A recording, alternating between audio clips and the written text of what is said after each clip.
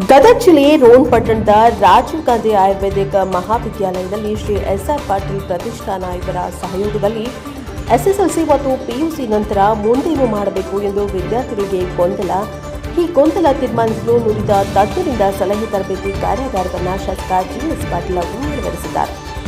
ಕಾರ್ಯಕ್ರಮದ ಮುಖ್ಯ ಅತಿಥಿಗಳಾಗಿ ಧಾರವಾಡದ ಜಿಲ್ಲಾಧಿಕಾರಿಗಳಾದ ಶ್ರೀಮತಿ ದಿವ್ಯಾ ಪ್ರಭು ಆಗಮಿಸಿದ್ದು, ಅತಿಥಿಗಳಾಗಿ ಖ್ಯಾತ ಭಾಷಣಕಾರ ಸಾಧನಾ ಅಕಾಡೆಮಿಯ ಶ್ರೀ ಬಿ. ಮಂಜುನಾಥ್, ಅದೇ ರೀತಿ ಜೆಎಸ್ಟಿ ಸಹಾಯಕ ಆಯುಕ್ತರು ಶ್ರೀ ಅಶೋಕ್ ಎಂ. ಮಿರ್ಜಿ ಕಾರ್ಯಕ್ರಮದಲ್ಲಿ ಭಾಗವಹಿಸಿ ವಿದ್ಯಾರ್ಥಿಗಳಿಗೆ ಸಲಹೆ ಸೂಚನೆ ಹಾಗೂ ಮಾರ್ಗದರ್ಶನ ನೀಡಿದ್ದಾರೆ. ಎಸ್ಎಸ್ಎಲ್ಸಿ ಹಾಗೂ ಪಿಯುಸಿಯಲ್ಲಿ 90ಕ್ಕಿಂತ ಹೆಚ್ಚು ಅಂಕ ಪಡೆದ ವಿದ್ಯಾರ್ಥಿಗಳಿಗೆ ಶಾಸಕರಾದ ಜಿ.ಎಸ್. ಪಾಟೀಲ್ ಅವರು ಸನ್ಮಾನಿಸಿದ್ದಾರೆ. ಜೀವನದಲ್ಲಿ ಗುರಿ ಇಲ್ಲದೆ ಜೀವನ ನಡೆಸಬೇಡಿ, ಗುರಿ ಪ್ರಸಾದನೆ ಮಾಡಿ ಬದುಕಿಗೆ ಜಿಲ್ಲಾಧಿಕಾರಿ ದಿವ್ಯ ಪ್ರಭು ವಿದ್ಯಾರ್ಥಿಗಳಿಗೆ ಕಿವಿಮಾತನ್ನು ಹೇಳಿದ್ದಾರೆ. ವಿದ್ಯಾಭ್ಯಾಸದಲ್ಲಿ ನಿಮ್ಮ ಮನಸ್ಥಿತಿಯನ್ನು ಹತೋಟಿಯಲ್ಲಿ ಇಟ್ಟುಕೊಳ್ಳಿ. ನಿಮ್ಮ ಸಾಧನೆ ಏನಾದರೂ ಇದ್ದರೆ ಶಿಕ್ಷಣದಲ್ಲಿ ತೋರಿಸಿ. ಹಂತ ಹಂತವಾಗಿ ಶಿಕ್ಷಣದಲ್ಲಿ ಗುರು ಸಾಧನೆ ಮಾಡಿ. ಗುರಿ ಸಾಧನೆ ಮಾಡಬೇಕಾದ್ರೆ ಹಿಂದೆ ಗುರು ಬೇಕು, ಮುಂದೆ ನಿಮ್ಮ ಗುರಿ ಇರಬೇಕು ಎಂದು ಸಾಧನಾ ಅಕಾಡೆಮಿಯ ಮಂಜುನಾಥ್ ಅವರು ಹೇಳಿದ್ದಾರೆ.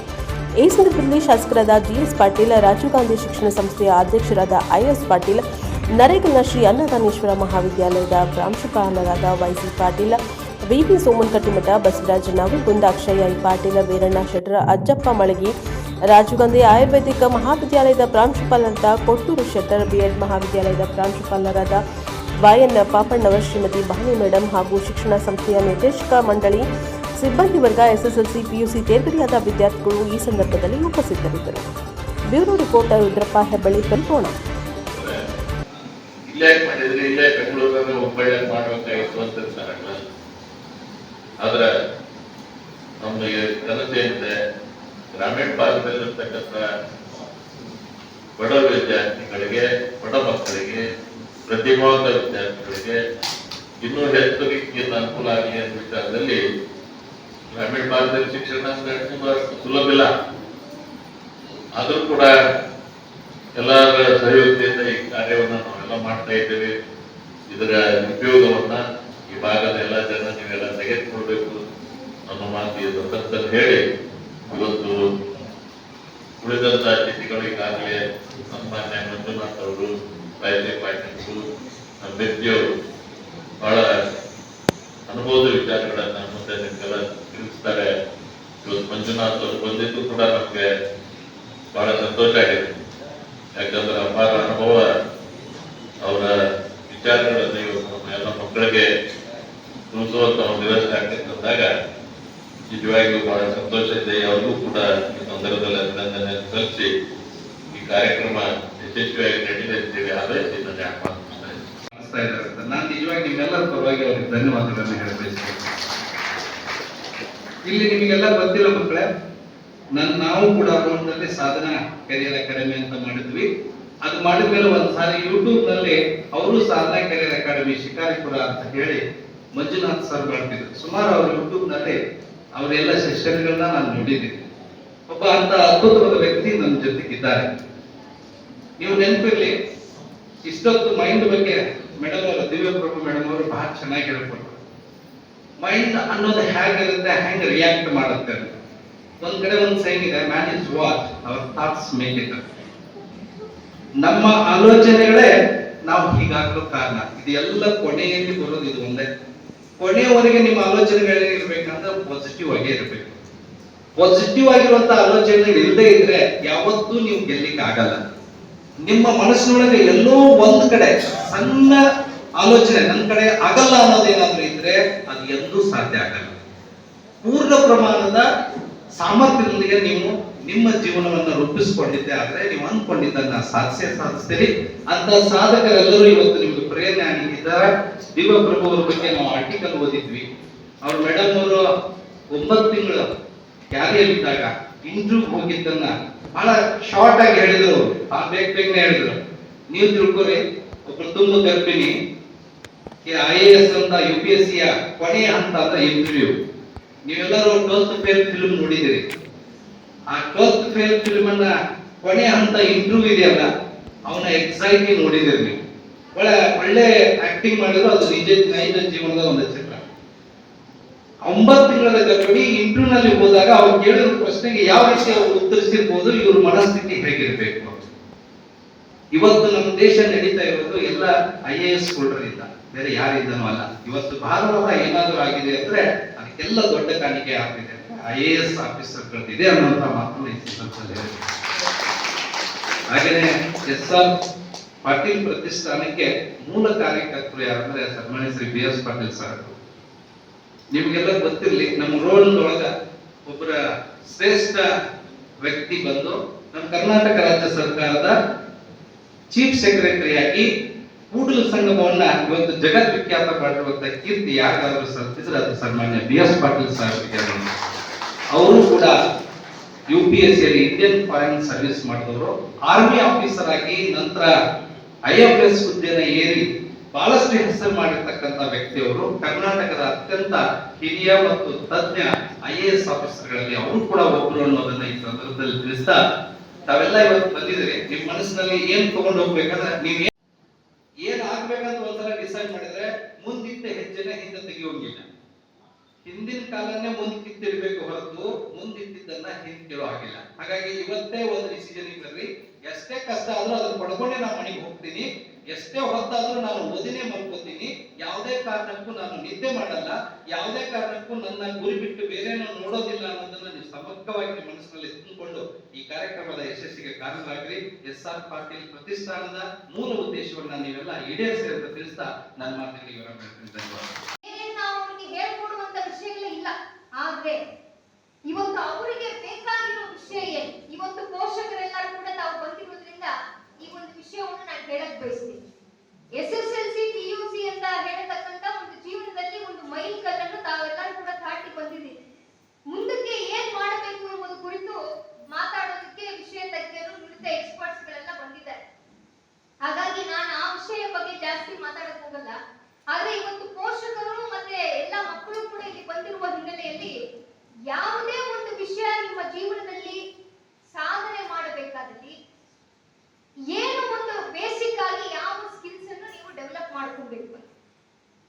ಯಾಕಂದ್ರೆ ಮನುಷ್ಯನಿಗೆ ಜೀವನ ಮಾಡೋದ್ರಲ್ಲಿ ಚಾಲೆಂಜಸ್ ಅಂತ ಇದ್ದೇ ಇರ್ತದೆ. ಯಾವ ಜೀವನನೂ ಕೂಡ ಇಲ್ಲಿ ಇರುವ ಎಲ್ಲ ಹಿರಿಯರನ್ನು ನೀವು ನೋಡಿದ್ರೆ ಯಾರು ಕೂಡ ಜೀವನದಲ್ಲಿ ಸುಮ್ಮನೆ ಹಂಗೆ ಮೇಲಕ್ಕೆ ಬಂದಿಲ್ಲ. ಎಲ್ಲರೂ ಅವರಿಗೆ ಆದಂತ ಒಂದು ಹೋರಾಟಗಳನ್ನು, ಅವರಿಗೆ ಆದಂತ ಒಂದು ಚಾಲೆಂಜಸ್ ಅನ್ನು, ಕಷ್ಟಗಳನ್ನು ದಾಟಿನೇ ಈ ಸ್ಟೇಜ್ಗೆ ಬಂದಿದ್ದಾರೆ. ನಂಬಿಲ್ಲ, ಆದ್ರೆ ನೀವೇ ಬಂದು ಹೇಳಿದ್ರಿ, ಇವತ್ತು ನಂಬ್ತಾ ಇದ್ದಾರೆ. ನನಗೆ ಸ್ವಲ್ಪ ಶಾಕ್ ಆಗಿಬಿಟ್ಟಿದೆ. ಯಾಕಂದ್ರೆ ನಾವು ಒಂದು ರೀತಿಯಲ್ಲಿ ಒಳ್ಳೆ ರೀತಿಯಲ್ಲಿ ಹೇಳಿದ್ವಿ ಅಂದ್ರೆ ಮಕ್ಕಳು ಅದನ್ನು ಬೇರೆ ರೀತಿಯಲ್ಲಿ ತಿರುಚಿ ಕೂಡ ಅದನ್ನು ಇಂಟರ್ಪ್ರೇಟ್ ಮಾಡ್ಕೊಳ್ತಾರೆ. ಒಂದು ಕ್ವೆಶ್ಚನ್ ಕೇಳಿದ್ದಾರೆ, 2ನೇ ಪಾನಿಪಟ್ ಯುದ್ಧ ಬಂದಿರೋದಕ್ಕೆ ಕಾರಣ ಏನು ಅಂತ. ಒಂದು 10th ಸ್ಟ್ಯಾಂಡರ್ಡ್ ಕ್ವೆಶ್ಚನ್ ಪೇಪರ್ ಅಲ್ಲಿ ಒಂದು ಹುಡುಗ ಬರ್ತಿದ್ದಾನೆ, 1ನೇ ಪಾನಿಪಟ್ ಯುದ್ಧ ಸರಿಯಾಗಿ ನಡೆದಿಲ್ಲ, ಹಾಗಾಗಿ 2ನೇ ಪಾನಿಪಟ್ ಯುದ್ಧ ನಡೆದಿದೆ. ನೋಡಿ ಅವನು ಎಷ್ಟು ಇನ್ನೋವೇಟಿವ್ ಆಗಿ ಯೋಚನೆ ಮಾಡಿದ್ದಾರೆ. ನೋಡಿ ಅವನಿಗೆ ಖಾಲಿ ಬಿಟ್ಟು ಬಂದಿಲ್ಲ, ಅವನು ಹಂಗೆ ಮಾಡಿದ್ದಾರೆ. ಇನ್ನೊಂದು ಕಡೆ ನಮ್ಮನ್ನು ಒಂದು ಚೀಫ್ ಗೆಸ್ಟ್ ಆಗಿ ಕರೆದಿದ್ರು. ಒಂದು ಎಸ್ಸೆ ಕಾಂಪಿಟೇಷನ್ ನಡೀತಾ ಇತ್ತು. ಆ ಎಸ್ಸೆ ಕಾಂಪಿಟೇಷನ್ ಅಲ್ಲಿ ಎಲ್ಲ ಬರೀತಾ ಇದ್ರು. ನಾವು ಸ್ಟೇಜ್ ಅಲ್ಲಿ ಕುತ್ಕೊಂಡು ಪ್ರೈಸ್ ಡಿಸ್ಟ್ರಿಬ್ಯೂಷನ್ ಗೆ ನನ್ನನ್ನು ಕರೆದಿದ್ರು. ಆವಾಗ ಎಲ್ಲ ಬರೀತಾ ಇದ್ರು. ಒಬ್ಬ ಹುಡುಗ ಮಾತ್ರ ಕಾಲ್ ಮೇಲೆ ಕಾಲ್ ಹಾಕೊಂಡು ಅವನು ಸುಮ್ಮನೆ ಹಿಂಗೆ ಕೂತಿದ್ದ. ಅರ್ಧ ಸಗಣಿ ಹೋಗ್ಬಿಟ್ಟಿದೆ. ಟಾಪಿಕ್ ಏನಪ್ಪಾ ಅಂತ ಕೇಳಿದ್ದೆ. ನಾನು ಈ ದೇಶದ ಪ್ರಧಾನಿ ಆದ್ರೆ ಒಂದು ಕ್ವಶ್ಚನ್ ಮಾರ್ಕ್ ಇದೆ. ಟಾಪಿಕ್ ಇದು. ಎಲ್ಲರೂ ಏನೋ ಬರೀತಾ ಇದ್ದಾರೆ, ಅವನು ಮಾತ್ರ ಸುಮ್ಮನೆ ಕೂತಾ ಇದ್ದಾನೆ. ನಾನು ಅವ್ನ ಕರೆದು ಕೇಳಿದೆ, ಏನಪ್ಪಾ ಏನ್ ಬರ್ದಿಲ್ಲ, ಅರ್ಧ ಸಗಣಿ ಹೋಗಿದ್ದೀನಿ, 1 ತಾಸು ತಾನೇ ಇದೆ. ಮೇಡಮ್ ನೀವು IAS ಆಫೀಸರ್ ತಾನೇ, ನಿಮ್ಗೆ ಗೊತ್ತಿಲ್ವಾ ಯಾವ ಕಾಲದಲ್ಲಿ ನಾನು, ಯಾವ ಊರಲ್ಲಿ ನಾನು ಪ್ರಧಾನಿ? ಅವರೇ ಏನಾದ್ರು ಬರೀತಾರ? ಅವ್ರಿಗೆ ಸೆಕ್ರೆಟರಿ ಇರ್ತಾರೆ, PAಗಳು ಇರ್ತಾರೆ, ಅವರೆಲ್ಲ ಬರೆಯಬೇಕು. ಯಾವ ಪ್ರೈಮ್ ಮಿನಿಸ್ಟರ್ ಬರೆಯಲ್ಲ ಮೇಡಮ್. ಹಾಗಾಗಿ ನಿಜಕ್ಕೂ ನಾನೇ ಇದಕ್ಕೆ ಈ ಒಂದು ಟಾಪಿಕ್ಗೆ ತುಂಬಾ ಅರ್ಥವಂತ ರೀತಿಯಲ್ಲಿ ನಾನು ಮಾಡ್ತಾ ಇದ್ದೀನಿ ಅಂತ ಹೇಳಿ. ಈ ತರ ಈಗಿನ ಹುಡುಗರ ಹತ್ರ ಮಾತಾಡುವಂತದ್ದೇ, ಅವರಿಗೆ ಅರ್ಥ ಮಾಡಿಸುವಂತದ್ದೇ ತುಂಬಾ ಕಷ್ಟವಾದ ವಿಷಯ. ಯಾಕಂದ್ರೆ ಅಷ್ಟು ಒಂದು ಬುದ್ಧಿವಂತಿಕೆ ಇದೆ ಇವತ್ತು ಮೊಬೈಲ್ ಫೋನ್ ಅಲ್ಲಿ. ಎಲ್ಲ SR ಪಾಟೀಲ್ ಪ್ರತಿಷ್ಠಾನ ರೋಣದ ಸರ್ವ ಪದಾಧಿಕಾರಿಗಳೇ, ರಾಜೀವ್ ಗಾಂಧಿ ಶಿಕ್ಷಣ ಸಂಸ್ಥೆಯ ಎಲ್ಲ ಆಡಳಿತ ಮಂಡಳಿಯ ಸದಸ್ಯರುಗಳೇ, ವೇದಿಕೆಯಲ್ಲಿ ಆಸೀನರಿರುವ ಎಲ್ಲ ಗಣ್ಯಮಾನ್ಯರೇ, ಈ ಒಂದು ಕಾರ್ಯಕ್ರಮ ನಮ್ಮ ಎಲ್ಲರಿಗೂ ಕೂಡ ನನ್ನ ನಮಸ್ಕಾರಗಳನ್ನು ತಿಳಿದುಕೊಳ್ತೇನೆ. ಈ ಒಂದು ಕಾರ್ಯಕ್ರಮದಲ್ಲಿ ಭಾಗವಹಿಸಿರುವುದು ನನಗೆ ವ್ಯಕ್ತಿಗತವಾಗಿ ತುಂಬಾ ಖುಷಿ ತಂದಿದೆ. ಯಾಕಂದ್ರೆ ಇಷ್ಟು ತನಕ ಆತ್ಮೀಯರು ನಮ್ಮ ಪ್ರತಿಷ್ಠಾನದ ಬಗ್ಗೆ, ಅವರು ಮಾಡಿರುವ ಕೊಡುಗೆಯ ಬಗ್ಗೆ, ಈ ಸಮಾಜದಲ್ಲಿ ಅವರು ಶೈಕ್ಷಣಿಕ ಕ್ಷೇತ್ರದಲ್ಲಿ, ಆರೋಗ್ಯ ಕ್ಷೇತ್ರದಲ್ಲಿ ಹಾಗೂ ವಿವಿಧ ಕ್ಷೇತ್ರಗಳಲ್ಲಿ ಈ ಸಮಾಜಕ್ಕೆ ಇವತ್ತಲ್ಲ ಹಲವಾರು ವರ್ಷಗಳಿಂದ SR ಪಾಟೀಲ್ ಸಾಹೇಬ್ರ ಕಾಲದಿಂದ ಅವರು ಮಾಡಿಕೊಟ್ಟಿರುವ ಕೊಡುಗೆಗಳ ಬಗ್ಗೆ ತಮಗೆಲ್ಲರಿಗೂ ಹೇಳಿದಾಗ ನಿಜಕ್ಕೂ ಕೂಡ ನನಗೆ ವ್ಯಕ್ತಿಗತವಾಗಿ ಒಂದು ಖುಷಿಯನ್ನು ತಂದಿದೆ. ಯಾಕಂದ್ರೆ ಎಷ್ಟೋ ಕ್ಷೇತ್ರಗಳಲ್ಲಿ ಅಭಿವೃದ್ಧಿ ಪಡಿಸಿದ್ರು ಶೈಕ್ಷಣಿಕ ಕ್ಷೇತ್ರದಲ್ಲಿ ಒಂದು ಅಭಿವೃದ್ಧಿ ಮಾಡುವಂಥದ್ದು ಆವತ್ತಿನ ಕಾಲದಲ್ಲಿ ಮಾತ್ರ ಅಲ್ಲದೆ ಮುಂದಿನ ಪೀಳಿಗೆಗೆ ಕೂಡ ಒಂದು ದೊಡ್ಡ ಒಂದು ದಾರಿಯನ್ನು, ಒಂದು ಬದಲಾವಣೆಗೆ ಒಂದು ದಾರಿಯನ್ನು ಕೊಡುವಂತ ಒಂದು ರೀತಿಯಲ್ಲಿ ಶೈಕ್ಷಣಿಕ ಬದಲಾವಣೆಯನ್ನು ತಂದಿರುವ ಈ ಒಂದು ಪ್ರತಿಷ್ಠಾನದಲ್ಲಿ ನಾನು ಕೂಡ ಭಾಗವಹಿಸುವುದು ನನ್ನ ಪುಣ್ಯ ಅಂತಾನೆ ನಾನು ಭಾವಿಸ್ತೇನೆ. ನಾನು ಒಂದು ಜಿಲ್ಲಾಧಿಕಾರಿಯಾಗಿ ಬೇರೆ ಬೇರೆ ಜನರ ಜೊತೆಗೆ ಎಲ್ಲ ಮಾತಾಡುವ ಒಂದು ಅವಕಾಶ ನಮಗೆ ಸಿಗ್ತದೆ.